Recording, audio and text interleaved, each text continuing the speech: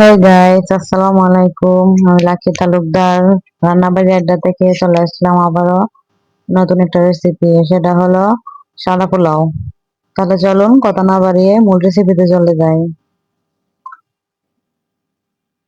প্রথমে আমি চুলায় একটা প্যান বসিয়ে নিব, তার মধ্যে পরিমাণ মতো তেল দিয়ে দিব। এখানে এই যে এলাচ, দারচিনি আর তেজপাতা দিয়ে দিব। দিয়ে একটু নেড়ে চেড়ে তার মধ্যে পেঁয়াজ কুচি দিয়ে দিব।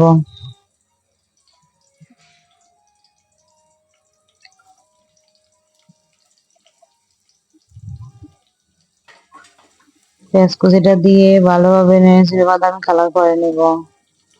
একটু সময় নিয়ে ভাজতে হবে। আমার আজকের পোলাওটা কিন্তু একবার সিম্পল ভাবে তৈরি করছি। এই যে দেখুন, এর মধ্যে দিয়ে দিলাম 1 টেবিল পরিমাণ আদা বাটা।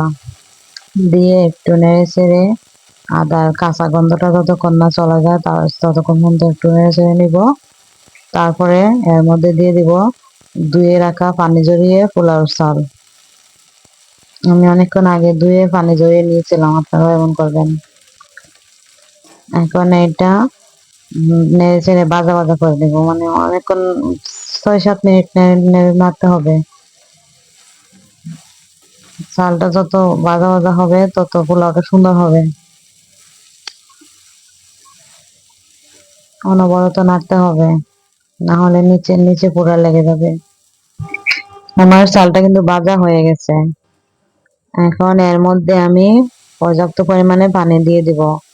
এটা কিন্তু ফুটানো পানি। আমি যতটুকু চাল নিয়েছি তার ডাবল পরিমাণে পানি নিয়েছি, নিয়ে জাল করে ফুটিয়ে নিয়েছি। আপনারা যতটুকু চাল নেবেন মেপে তার ডাবল পরিমাণে পানি দিবেন। তারপরে আমি 1 কাপ পরিমাণে গুঁড়া দুধ দিয়ে দিলাম। আমি গুঁড়া দুধ গুলে রেখেছিলাম, এইটুকুই দিয়েছি। এটা কিন্তু আমার পানির পরিমাণ মতোই দেওয়া হয়েছে, এক্সট্রা করে কোনো দেওয়া হয় নাই। এখন আমি পরিমাণ মতো লবণ দিয়ে ঢেকে দিব। মাঝে মাঝে ঢাকনা উঠিয়ে নেড়ে নেবেন। দেখুন, পানিটা কিন্তু অনেকটা শুকিয়ে আসছে। এখানে যে আবার আমি ঢাকনা দিয়ে ঢেকে দিব।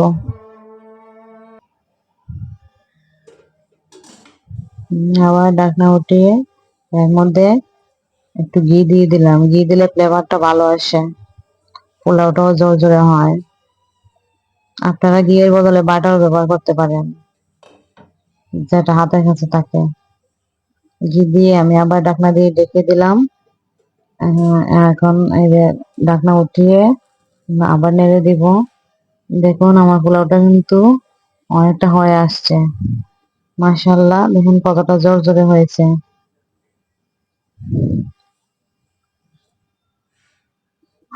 এই তো নেড়ে চেড়ে সুন্দর করে আলতো ভাবে নাড়তে হবে। আর চুলার আঁচটা কিন্তু একবারে লোতে রাখতে হবে, কারণ আমার পোলাও কিন্তু অলরেডি হয়ে গেছে। এই দেখুন, অনেক জোরে হয়েছে। এমন আরো সুন্দর সুন্দর রেসিপি পেতে হলে আমার চ্যানেলটা অবশ্যই সাবস্ক্রাইব করে রাখবেন আর বেল আইকনটা বাজিয়ে রাখবেন। তাহলে আমি আরো সুন্দর সুন্দর রেসিপি দিতে পারবো আর উৎসাহ পাবো। তো আমার পোলাও কমপ্লিট। এখন পরিবেশনের পালা।